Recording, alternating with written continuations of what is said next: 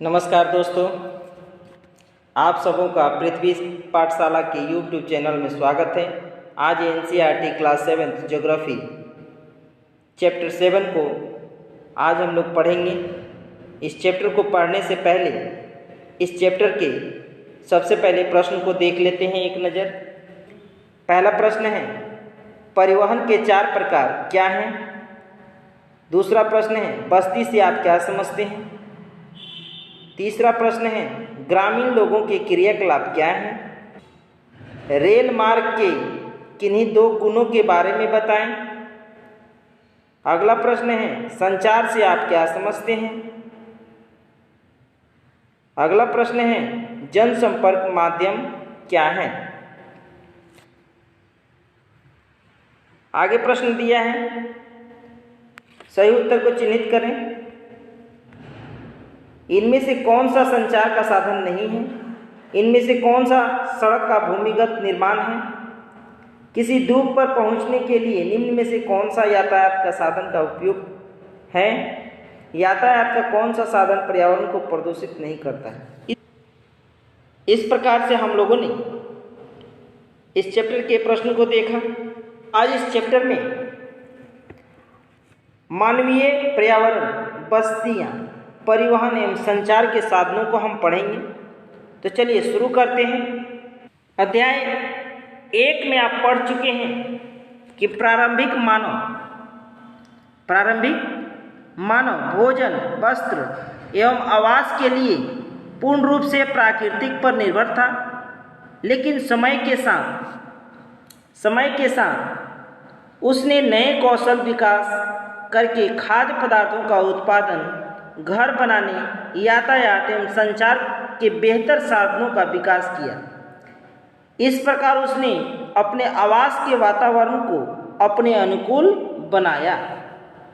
आगे हम बात करते हैं। क्या आप जानते हैं, वे स्थान जहां भवन अथवा बस्तियां विकसित होती हैं उसे बसाव स्थान कहते हैं।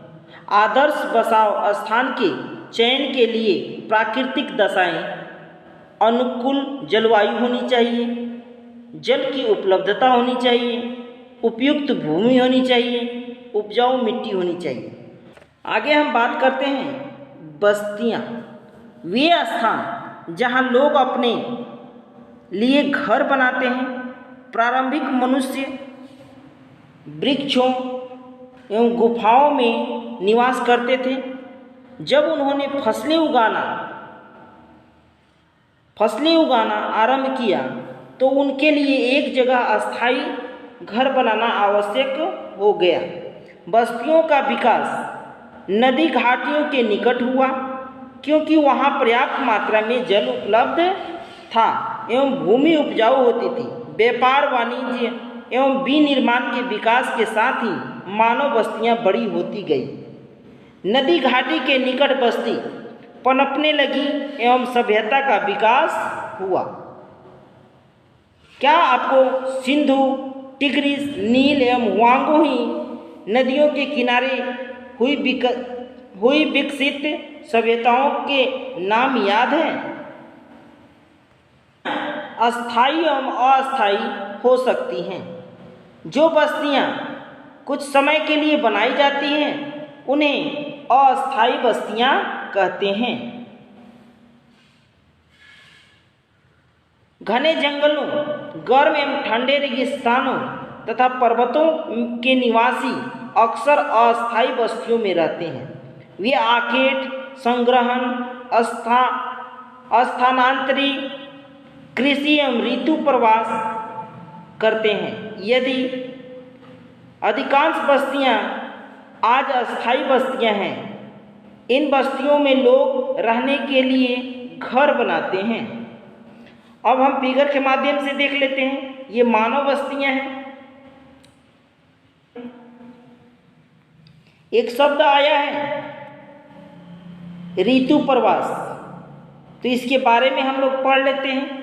ऋतु प्रवास लोगों के मौसमी आवागमन को ऋतु प्रवास कहते हैं। जो लोग पशु पालते हैं वे मौसम में परिवर्तन के अनुसार नए चारागाहों की खोज में निकल जाते हैं। आगे हम पढ़ेंगे, एक वृत्तांत दिया हुआ है। मैरी का जन्मदिन था। केक काटने के लिए वह अपने मित्रों के साथ गुरप्रीत की प्रतीक्षा कर रही थी। आखिरकार थकी खांसती एवं हाँफती हुई गुरप्रीत पहुंची। उसने बताया कि अत्यधिक यातायात जाम था। मैरी की माँ मिसेस थॉम्स ने गुरप्रीत की पीठ थपथपाकर गहरी सांस भरी। ओह, हमारे शहर में बहुत प्रदूषण है। प्रसाद हाल ही में गांव में आया था। उसने पूछा, शहरों में इतना प्रदूषण तथा यातायात जाम क्यों होता है? शहरों में बढ़ती आबादी के कारण दिन प्रतिदिन वाहनों की संख्या बढ़ती जा रही है। मैरी के पिता मिस्टर थॉम्स ने कहा। मैरी ने पूछा, तब लोग शहर क्यों आते हैं? उसकी माँ ने उत्तर दिया, वे यहाँ नौकरी, बेहतर शिक्षा, चिकित्सीय सुविधा की तलाश में आते हैं। मैरी ने फिर पूछा, यदि इतनी अधिक जनसंख्या में लोग शहर आते रहेंगे तो ये सारे लोग कहाँ रहेंगे? मिस्टर थॉम्स ने कहा, यही कारण है कि अत्यधिक संख्या में गंदी बस्तियां एवं अवैध बस्तियां दिखाई देती हैं, जहां लोग भीड़ भाड़ वाले और स्वास्थ्यकारी परिस्थितियों में रहते हैं। शहरों में जल एवं विद्युत की कमी एक सामान्य समस्या है। प्रसाद ने कहा, हमारे गांव में बड़े सिनेमाघर, बड़ी अच्छी सुविधाओं वाले स्कूल एवं अच्छे अस्पताल नहीं हैं, लेकिन हमारे यहाँ बहुत सारी खुली भूमि एवं सांस लेने के लिए ताज़ी हवा मिलती है। जब मेरे दादाजी बीमार थे तो उनको मैं शहर के अस्पताल में लाना पड़ा था। ऊपर दिए गए संवाद से बस्तियों के दो विभिन्न चित्रण हमारे सामने आते हैं, ग्रामीण और दूसरा शहरी बस्तियां। गांव ग्रामीण बस्तियां होती हैं। यहाँ लोग कृषि, मत्स्य पालन, वानिकी, दस्तकारी, पशुपालन संबंधी कार्य करते हैं। ये सवाल था, आप इसे ध्यान में रखेंगे। ग्रामीण बस्ती सघन एवं प्रकीर्ण हो सकती हैं। सघन या प्रकीर्ण। अब हम एक शब्द आया है सघन और दूसरा शब्द आया है प्रकीर्ण, इन दोनों को समझ लेते हैं। ये सघन, ये जो आपको फिगर के माध्यम से दिख रहा है, ये सघन बस्ती है और ये नीचे एक फिगर दिखलाया गया है। इस फिगर में आप देख सकते हैं ये प्रकीर्ण बस्ती के उदाहरण हैं। सघन बस्तियों में घर पास पास बने होते हैं। आप चित्र इसमें देख सकते हैं, ऊपर वाले फिगर में मैंने दिखलाया था। और प्रकीर्ण बस्तियों में लोगों का घर दूर दूर व्यापक क्षेत्रों में फैले होते हैं। इस फिगर में आप देख सकते हैं। इस प्रकार की बस्तियां मुख्यतः पहाड़ी क्षेत्रों में, घने जंगलों, अति विषम जलवायु वाले क्षेत्रों में देखने को मिलती हैं। ग्रामीण क्षेत्रों में लोग अपने पर्यावरण के अनुकूल घर बनाते हैं। अत्यधिक वर्षा वाले क्षेत्रों में ढाल वाली छत बनाते हैं। जिन स्थानों में वर्षा के समय का जमाव होता है वहाँ ऊंचे प्लेटफॉर्म अथवा स्टिल्ट पर घर बनाए जाते हैं। गर्म जलवायु वाले क्षेत्रों में मिट्टी की मोटी दीवार वाले घर पाए जाते हैं, जिनकी छतें फूस की बनी होती हैं। स्थानीय सामग्री जैसे पत्थर, फंक, चिकनी मिट्टी, तृण आदि का उपयोग घर बनाने में किया जाता है। नगरीय बस्तियों में नगर छोटी एवं शहर उनसे बड़ी बस्तियां होती हैं। नगरीय क्षेत्रों में लोग निर्माण, व्यापार एवं सेवा क्षेत्रों में कार्यरत होते हैं। अपने राज्यों के कुछ गांवों, नगरों एवं शहरों के नाम लिखिए। ये कह रहा है, आप कर लेंगे। ये सिल्टर का मकान हमने ऊपर जिक्र किया था, उसका फिगर दिखाया गया है, आप इसे देख लेंगे। ये स्टील्ट का मकान होता है। आगे हम बात करते हैं परिवहन की।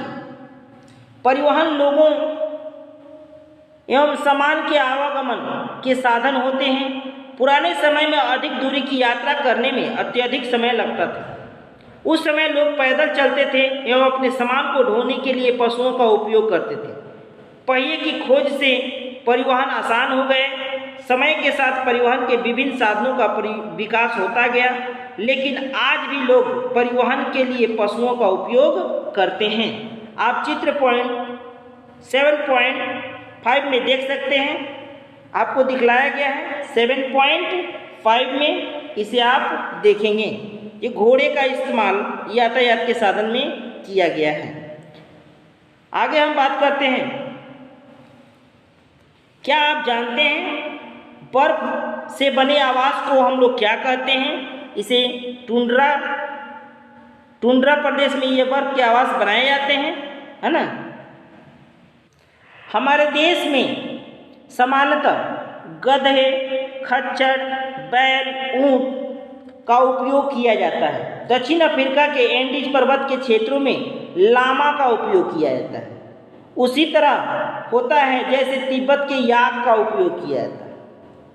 प्रारंभ में अन्य देशों के व्यापारियों को भारत पहुंचने में अनेक महीने लग जाते थे। वे समुद्री मार्ग से या थलीय मार्ग से आते थे। हवाई यात्रा ने परिवहन को द्रुत बना दिया।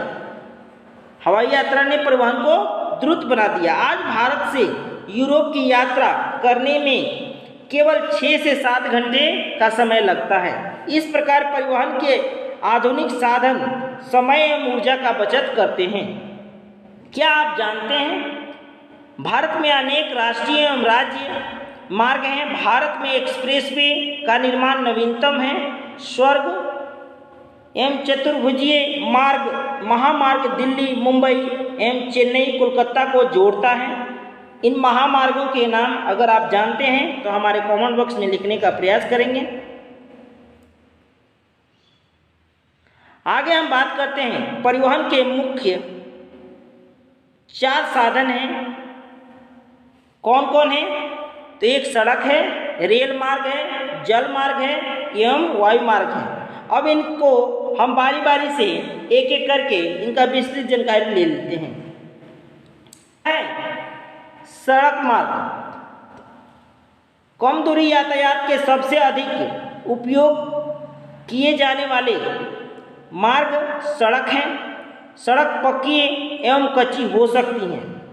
चित्र 7.6 एवं 7.7 में मैदानी क्षेत्रों में सड़कों का घना जाल बिछा है। मरुस्थलों, वनों एवं ऊंचे पर्वतों जैसे स्थानों पर भी सड़कें बनी हुई हैं। हिमालय पर्वत पर मनाली लेह राजमार्ग विश्व के सबसे ऊंचे सड़क मार्ग में से एक है। इसे याद रखेंगे, मनाली लेह राजमार्ग विश्व के सबसे ऊंचे सड़क मार्गों में से एक है। भूमिगत सड़कों को भूमिगत मार्ग कहते हैं। फ्लाईओवर उत्थित संरचनाओं के ऊपर बनाए जाते हैं। आगे हम देख लेते हैं इस फिगर में। इस फिगर के माध्यम से 7.6 में पक्की सड़कों को दिखलाया गया है और 7.7 में कच्ची सड़कों को दिखलाया गया है। आगे हम बात करते हैं रेल मार्ग। सड़कों के द्वारा तीव्रता से एवं कम खर्च में लोगों के आवागमन एवं भारी सामान को ढोने का कार्य होता है। वाष्प के इंजन की खोज एवं औद्योगिक क्रांति ने परिवहन के तीव्र विकास में सहायता प्रदान की। डीजल एवं विद्युत इंजनों ने व्यापक रूप से वाष्प के इंजनों का स्थान ले लिया। सुपरफास्ट रेलगाड़ियों से परिवहन की गति और तीव्र हो गई। मैदानी भागों में रेल मार्गों का जाल व्यापक रूप से फैला है। उन्नत प्रौद्योगिकी कौशल से दुर्गम पहाड़ी क्षेत्रों में भी रेलगाड़ी बनाना संभव हो गया है, लेकिन इनकी संख्या काफ़ी कम है। भारतीय रेल मार्गों का जाल भली भांति विकसित है। यह एशिया में सबसे बड़ा है। इसे याद रखेंगे। यहाँ क्या आप जानते हैं, इसे आप एक बार पढ़ेंगे।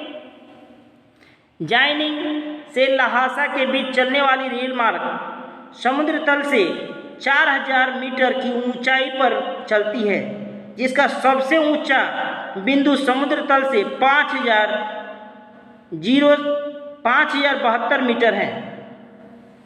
इसे याद रखेंगे। क्या आप जानते हैं ट्रांस साइबेरियन रेल मार्ग विश्व की सबसे लंबा रेल मार्ग है।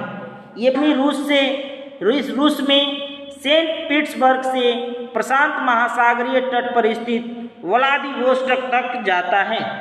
आप देख सकते हैं इस फिगर में, ये सेंट पीटर्सबर्ग है और यहाँ से यह यहाँ तक यानी व्लादिवोस्टोक तक जाता है। ये विश्व की सबसे लंबा रेल मार्ग है। ये बहुत सारे एग्जामों में पूछा है, इसे याद रखेंगे। आगे हम पढ़ते हैं जलमार्ग। आप पहले पढ़ चुके हैं कि प्रारंभिक समय में परिवहन के लिए जलमार्ग का उपयोग किया जाता था।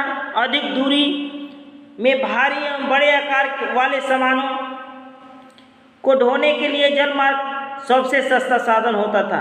यह मुख्यतः दो प्रकार के होते हैं, अंतर्देशीय जलमार्ग और समुद्री मार्ग। नाव या नदियों एवं झीलों का उपयोग अंतर्देशीय जलमार्ग के लिए होता है। कुछ महत्वपूर्ण अंतर्देशीय जलमार्ग हैं गंगा ब्रह्मपुत्र नदी तंत्र, उत्तरी अमेरिका में ग्रेट लेक, अफ्रीका में नील नदी। एवं महासागरीय मार्गों का उपयोग सामान्यतः व्यापारिक माल एवं सामान को एक देश से दूसरे देश में पहुंचाने के लिए करते हैं। ये मार्ग पत्तनों से जुड़े होते हैं। विश्व के कुछ महत्वपूर्ण पत्तन हैं। एशिया में सिंगापुर एवं मुंबई, उत्तर अमेरिका में न्यूयॉर्क एवं लॉस एंजिल्स, दक्षिण अमेरिका में रियो डी जेनेरिया, अफ्रीका में डरबन एवं केप टाउन, ऑस्ट्रेलिया में सिडनी, यूरोप में लंदन। इस प्रकार से आप कुछ पत्तनों के नाम जाने। क्या आप विश्व के कुछ और पत्तनों के नाम बता सकते हैं? उसे खोजने का प्रयास करेंगे। फिगर के माध्यम से आपको अंतर्देशीय जलमार्ग को दिखाया गया है, इसे आप देख लें। आगे चलते हैं। वायुमार्ग 20वीं सदी के आरंभ में विकसित यह परिवहन का सबसे तीव्र मार्ग है। ईंधन की लागत अधिक होने के कारण यह सर्वाधिक महंगा साधन है। वायु यातायात खराब मौसम जैसे कोहरे तूफान से कुप्रभावित होता है। यह यातायात का अकेला साधन है जो सर्वाधिक दुर्गम एवं दुरूह स्थानों तक पहुंच सकता है, विशेष रूप से जहां सड़क एवं रेल मार्ग नहीं है। हेलीकॉप्टर अगम्य स्थानों एवं संकटकालीन स्थितियों में लोगों को बचाने एवं भोजन, जल, कपड़े एवं दवाई बांटने के लिए बहुत ही उपयोगी साधन है। आप देख सकते हैं 7.9 में ये आपको दिखलाया गया है। कुछ महत्वपूर्ण हवाई पतन हैं Delhi, Mumbai, New York, London, Paris, Frankfurt एवं काहिर। संचार दूसरों के पास तक सूचनाओं पहुंचाने की एक प्रक्रिया है। तकनीकी विकास के साथ मानव ने संचार के नए एवं तीव्र साधनों को विकसित कर लिया है। चित्र 7.10 संचार तंत्र के विकास का वर्णन करता है। संचार के क्षेत्र में विकास से विश्व में सूचना क्रांति आई। सूचना प्रदान करने के लिए शिक्षा तथा मनोरंजन के लिए संचार के विभिन्न साधनों का उपयोग होता है। समाचार पत्रों, रेडियो, टेलीविजनों के साथ हम बड़ी संख्या में लोगों के साथ संचार कर सकते हैं, इसलिए इनको जनसंपर्क माध्यम भी कहते हैं। अगर आपसे कोई पूछे जनसंपर्क माध्यम क्या क्या है तो आप अच्छी तरह उसे बता सकते हैं। सैटेलाइट से संचार में तीव्रता आई है। तेल की खोज, वनों की सर्वेक्षण, भूमिगत जल, खनिज संपदा, मौसम पूर्वानुमान, आपदा एवं चेतावनी आदि से सैटेलाइट सहायक होते हैं। अब हम इंटरनेट के माध्यम से इलेक्ट्रॉनिक्स, मेल, ईमेल भेज सकते हैं। आज कैलकुलेटर, फोन के द्वारा बेतार टेलीफोनिक संचार अत्यधिक लोकप्रिय हो चुका है। इंटरनेट के माध्यम से विश्व भर में केवल सूचना एवं परंपरागत समीपता ही नहीं मिलती, अपितु इनसे हमारा जीवन अधिक सुखमय भी बन गया है। अब हम घर बैठे ही रेल, हवाई जहाज, सिनेमा, होटल तक के टिकट आरक्षित करवा सकते हैं।